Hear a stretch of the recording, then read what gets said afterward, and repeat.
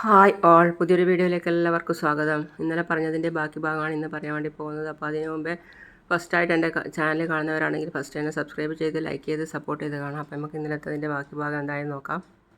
ഭാമ ചന്ദ്രയോട് പറയുകയാണ്, അതായത് പറഞ്ഞാൽ നീ വടി കൊടുത്ത് അടി വാങ്ങല്ലേ ചന്ദ്രേ, ആ പയ്യൻ പറഞ്ഞത് നീ കേട്ടില്ലേ? ഇതിനൊക്കെ പകരം ഞാനൊരു കൂട്ടയടി കൊടുക്കുന്നുണ്ട്. അപ്പോൾ ഭാമ പറയാണ്, അത് തിരിച്ച് വാങ്ങിക്കാതിരുന്നാൽ നല്ലത്.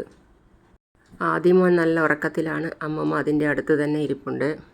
പിന്നെ കാണിക്കുന്നത് ശ്രുതിയാണ്. ശ്രുതി താഴെ ഇരിക്കുകയാണ്. അപ്പോൾ അവിടത്തേക്ക് രേവതിയുടെ അമ്മ വന്നു. അപ്പോൾ അവൾ എണീറ്റപ്പോൾ പറഞ്ഞു, മോൾ അവിടെ ഇരിക്കുക എന്ന് പറഞ്ഞ് അവൾ അവിടെ ഇരിക്കുകയും അവരുടെ അടുത്ത് ഇരിക്കുകയും മറ്റുള്ള കാര്യങ്ങളൊക്കെ തിരക്കുകയും ചെയ്യുകയാണ്. അല്ല, മോളെന്താ ഇവിടെ തനിച്ചിരിക്കുന്നത്? ഒന്നുമില്ല, ചുമ്മാ. മോളുടെ അച്ഛൻ മലേഷ്യയിലാണല്ലേ? രേവതി പറഞ്ഞിരുന്നു. ആ, ഇന്നിവിടേക്ക് വരുമോ? ഇന്നിവിടെ ഒരു പ്രധാനപ്പെട്ട ചടങ്ങ് നടക്കുകയല്ലേ? ആ, അച്ഛൻ വരില്ല, കുറച്ച് ബിസിയാ. മോള് ഒറ്റമോളാണോ അതോ സഹോദരങ്ങളുണ്ടോ? ഇല്ല, ഞാൻ ഒറ്റമോളാ. രേവതി പറഞ്ഞിരുന്നു മോൾക്ക് അമ്മയില്ല എന്ന്. പാവം, അമ്മയില്ലാത്തതിനേക്കാൾ ദുഃഖം വേറെ എന്തുണ്ട്? എങ്ങനെയാ മോളെ അമ്മ മരിച്ചത്? അത് അസുഖം മൂലം മരിച്ചതാ, ഹോസ്പിറ്റലിൽ വെച്ചിട്ട്. മോള് കുട്ടിയായിരിക്കുമ്പോഴാണോ അമ്മ മരിച്ചത്? അല്ല, കുറച്ചു കാലം മുമ്പാ. വീണ്ടും അവർ ചോദിക്കുകയാണ്, അച്ഛൻ മോളുടെ കല്യാണത്തിന് വരില്ലേ? അപ്പോൾ ശ്രുതി മനസ്സിൽ വിചാരിക്കുകയാണ്, എന്തൊരു ശല്യമാണ് ഇത്. അപ്പോഴേക്കും അപ്പുറത്തെ സൈഡിൽ വന്ന് നിൽക്കുന്നുണ്ട് ഭാമയും ചന്ദ്രയും. അവർ ശ്രദ്ധിക്കുന്നുണ്ട് ഇവർ പറയുന്നത്. പിന്നെയും ചോദിക്കുകയാണ്, മോളുടെ അച്ഛൻ മലേഷ്യയിലാണെന്നൊക്കെ പറഞ്ഞിരുന്നു രേവതി. അച്ഛനോട് എന്തിനാ മോള് പിണങ്ങുന്നത്? എന്ത് പ്രശ്നമുണ്ടെങ്കിലും പറഞ്ഞു തീർത്തൂടെ? രേവതിയുടെ അച്ഛൻ ഈ അടുത്ത കാലത്താണ് മരിച്ചത്. മകളുടെ കല്യാണം കഴിഞ്ഞ് കാണണമെന്ന് അതിയായ ആഗ്രഹം ഉണ്ടായിരുന്നു. പക്ഷേ കഴിഞ്ഞില്ല. രേവതിയുടെ വിവാഹം കാണാൻ അദ്ദേഹം ഉണ്ടായിരുന്നില്ല. മോളുടെ അച്ഛനും കാണില്ലേ അതിയായ ആഗ്രഹം, മോളെ കല്യാണം കാണണമെന്നൊക്കെ. അപ്പോൾ മോള് പിണക്കമൊക്കെ മറന്ന് അച്ഛനെയും കൂടി വിളിക്ക്. അപ്പോഴേക്കും ഭാമയും ചന്ദ്രയും അവിടേക്ക് വന്നു അവരുടെ അടുത്ത്. അപ്പോൾ അവർ എഴുന്നേറ്റ് പോവുകയാണ്. ശരി മോളെ എന്ന് പറഞ്ഞിട്ട്. ചന്ദ്ര വന്ന് മരുമകളോട് ചോദിക്കുകയാണ്, എന്താ ആ പൂ കെട്ടുന്നവർ പറഞ്ഞത്? അതും ഇതൊക്കെ പറഞ്ഞു, ചുമ്മാ ആവശ്യമില്ലാത്തതൊക്കെ ചോദിക്കായിരുന്നു.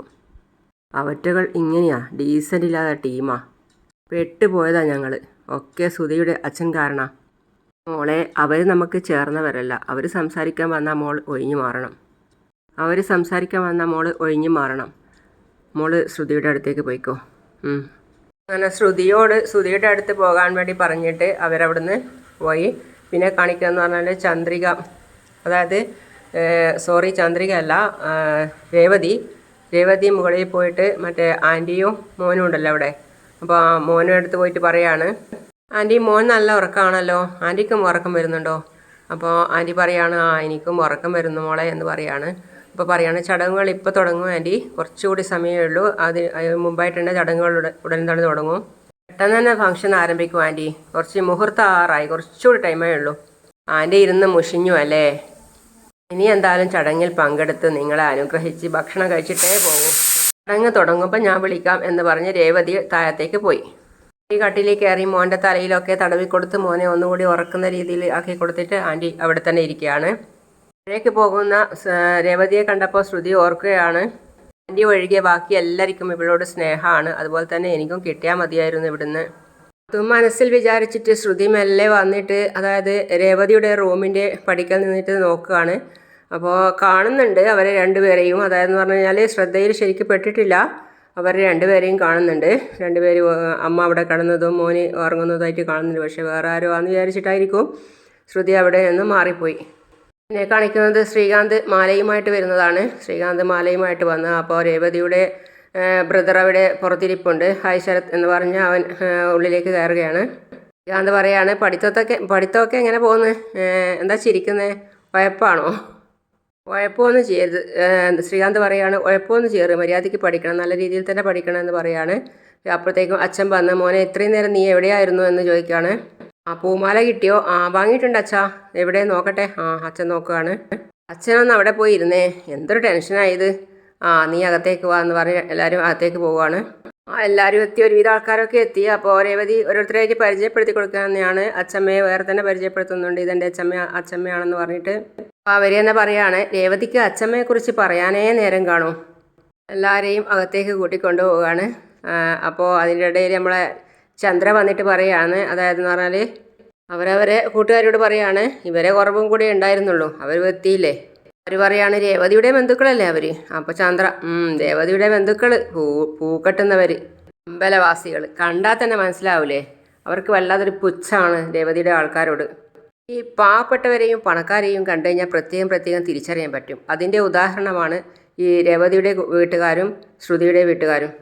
വെറ്റകളുടെ ഇടയിൽ ശ്രുതിയെ വിളിക്കണ്ടായിരുന്നു, അമ്മ അവരെ കാണണമെന്ന് പറഞ്ഞുകൊണ്ട് മാത്രം വിളിച്ചതാ. ഓട്ടെ ചന്ദ്രേ വിട്, അവരും മനുഷ്യർ തന്നെയല്ലേ. എന്ത് മനുഷ്യർ ഇവരൊക്കെയാണോ മനുഷ്യർ? അങ്ങനെ വിളിക്കരുത്. കയ്യും കാലും മൂക്കും മുഖവും ഒക്കെ ഉണ്ടായിട്ട് കാര്യമില്ല, ഇത്തിരി തൊലിവെളുപ്പും പണവും ഒക്കെ വേണം, എന്നാലേ മനുഷ്യരാവും. ചന്ദ്ര പറയാണ് എൻ്റെ ശ്രുതിയെപ്പോലെ. അപ്പം നീ മനുഷ്യ സ്ത്രീയല്ലേ? നിൻ്റെ അടുത്ത് കാശൊന്നുമില്ലല്ലോ, ഉള്ള കാശൊക്കെ കടം വാങ്ങിച്ചതല്ലേ. അങ്ങനെ അച്ഛൻ രേവതിയുടെ അടുത്ത് പോയിട്ട് പറയാണ് മോളെ രേവതി, സച്ചി എവിടെ? സച്ചിയെ കാണുന്നില്ലല്ലോ. വിളിച്ചിരുന്നു അച്ഛാ, ഇപ്പം എത്തും. മോള് വന്നവർക്ക് കുടിക്കാൻ എന്തെങ്കിലും കൊടുക്ക്. അപ്പോൾ രേവതി എണീക്കുന്ന സമയത്ത് അച്ഛമ്മ പറയാണ് ദേവു നീ പോയിട്ട് കുടിക്കാനൊക്കെ എടുത്തു കൊടുക്ക്. രേവതി ഒരുങ്ങട്ടെ, ഇനി സമയമായി. അച്ഛമ്മ ചോദിക്കുകയാണ് ആ പെണ്ണെവിടെ? ആര്? സതി എന്ന് പറഞ്ഞ പെണ്ണ്. അപ്പോഴേക്കും ചന്ദ്ര അവിടെ എത്തി. എന്നിട്ട് പറയാണ് സതിയല്ല, ശ്രുതി. ശ്രുതി എങ്കിൽ ശ്രുതി, അവളെവിടെ? അവരും മുറിയിലുണ്ട് ശ്രുതിയുടെ കൂടെ. അപ്പം അച്ഛമ്മ അവരുടെ കല്യാണം കഴിഞ്ഞോ? മുറിയിൽ അടച്ചിരിക്കാൻ. പോയി വിളിച്ചിട്ട് വാ അവളെ. അമ്മേ, പോയി വിളിച്ചിട്ട് വരാനല്ലേ പറഞ്ഞേ?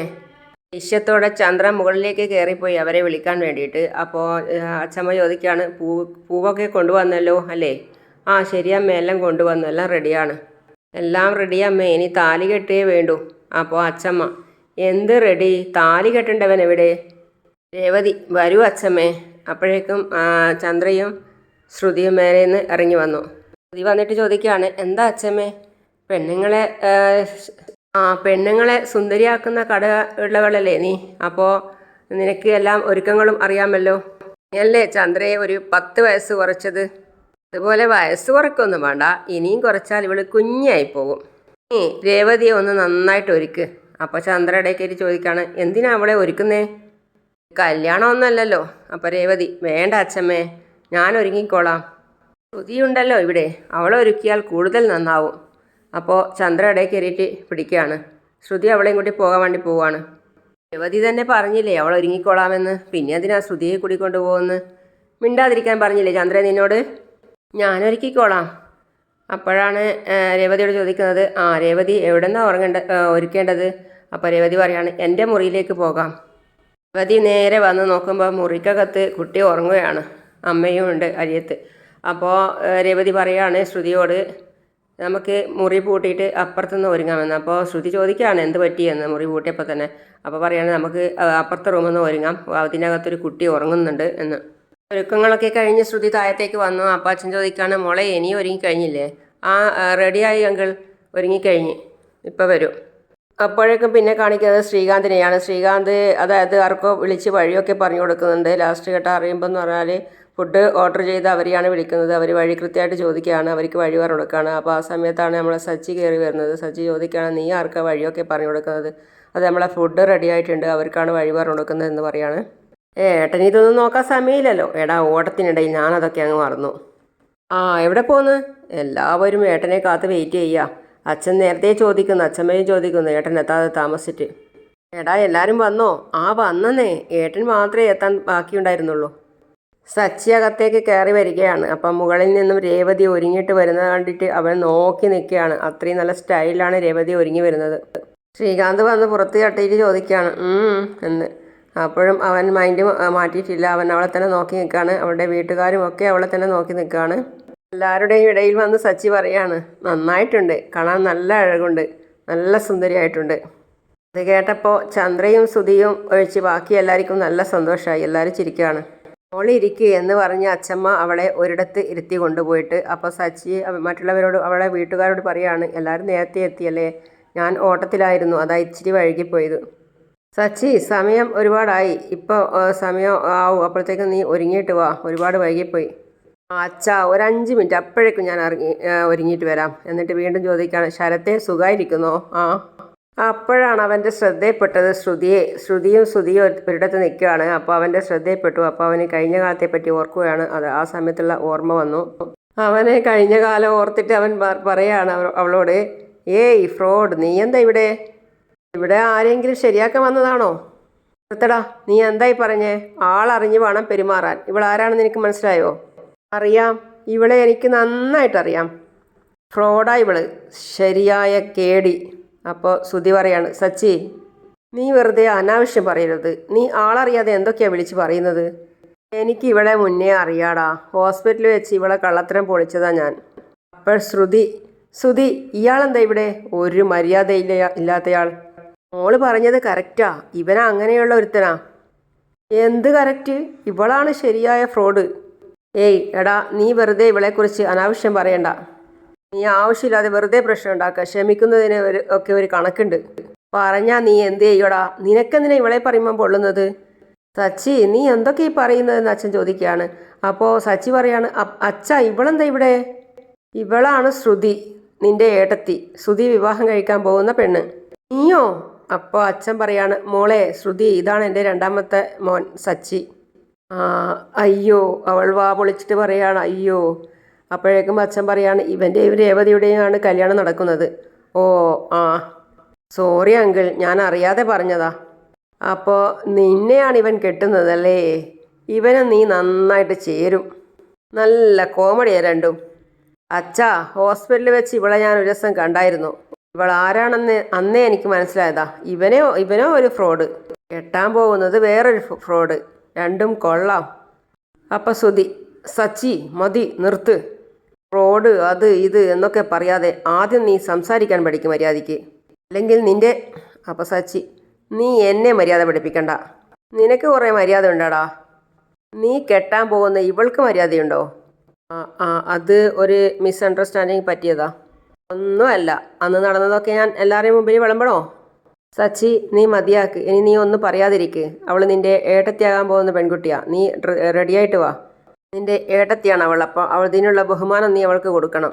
കഴിഞ്ഞതൊക്കെ കഴിഞ്ഞു, ഇനി വീണ്ടും കുത്തിപ്പോക്കാൻ നോക്കണ്ട. ചെല്ല്, നീ പോയി ഡ്രസ്സ് ചെയ്തിട്ട് വാ. ശ്രീകാന്ത് ഇവനെ കൂട്ടിക്കൊണ്ട് പോയേ. ഏട്ടാ വാ എന്ന് പറഞ്ഞ് ശ്രീകാന്ത് അവനെ കൂട്ടിക്കൊണ്ട് പോയി. അപ്പോൾ സ്റ്റെപ്പിൻ്റെ പകുതിക്കെത്തിയെടുത്ത് വീണ്ടും തിരിച്ചു വന്ന് എന്നിട്ട് പറയാണ്, അതെ, നീ ഇവനെ നോക്കിയിട്ടല്ല വന്നിട്ടുള്ളത്. ഇവനെ പറ്റി നിനക്ക് എന്തെങ്കിലും അറിയോ? ഇവൻ ആരാ? എന്തൊക്കെ ചെയ്തിട്ടുണ്ട്? ഇവൻ്റെ സ്വഭാവം എങ്ങനെയാ? ഇത് വല്ലതും അറിയോ നിനക്ക്? ഇവന് നിന്നേക്കാൾ വലിയ ഫ്രോഡാ.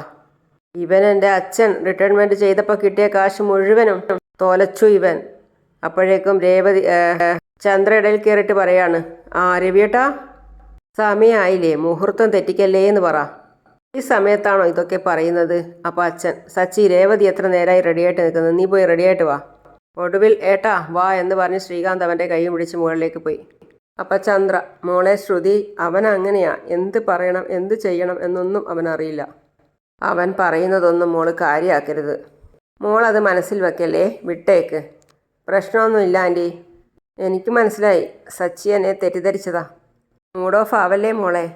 ഏയ് ഇല്ല ആൻറ്റി. സച്ചി അതാ നല്ല രീതിയിൽ ഒരുങ്ങിയിട്ട് വരുന്നു, നല്ല സ്റ്റൈലനായിട്ട്. കാര്യം എന്ന് പറഞ്ഞാൽ അതേ അവൾ കൊടുത്ത അതേപോലെ തന്നെ സാരിക്ക് അനുസരിച്ച ഡ്രസ്സൊക്കെ ഇട്ടിട്ട് നല്ല രീതിയിൽ ഒരുങ്ങി വരികയാണ്. അവൻ ഒരുങ്ങി വരുന്നത് കണ്ടിട്ട് എല്ലാവരും നോക്കുകയാണ്. അച്ഛമ്മയും അച്ഛനോ രേവതിയൊക്കെ നോക്കി നിൽക്കുകയാണ്. സച്ചി വന്നിട്ട് പറയുകയാണ് രേവതിയോട്, മുറിയിൽ പയ്യനും അവൻ്റെ അമ്മുമ്മയുണ്ടല്ലോ. ഞാൻ ക്ഷേത്രത്തിൽ പോയപ്പോൾ കണ്ടപ്പോൾ ഞാൻ ഇങ്ങോട്ടേക്ക് വിളിച്ചുകൊണ്ട് വന്നു. ചടങ്ങ് തുടങ്ങുകയാണെന്ന് അവരോട് പറഞ്ഞില്ലേ? പറഞ്ഞിരുന്നു. അച്ഛമ്മ, സമയമായി, ചടങ്ങ് തുടങ്ങാം. അപ്പോൾ അച്ഛൻ പറയാണ്, സച്ചി നീ ഇരിക്ക്, രേവതിയുടെ അടുത്തിരിക്ക്. സച്ചിയും രേവതിയും പരസ്പരം നോക്കിയിരിക്കുകയാണ്. അങ്ങനെയാണ് ഇന്നത്തെ കഥ അവസാനിച്ചിട്ടുള്ളത്. അപ്പോൾ ഞാൻ അടുത്ത വീഡിയോ ആയിട്ട് വരുന്നവരേക്കും സീ യു ഓൾ.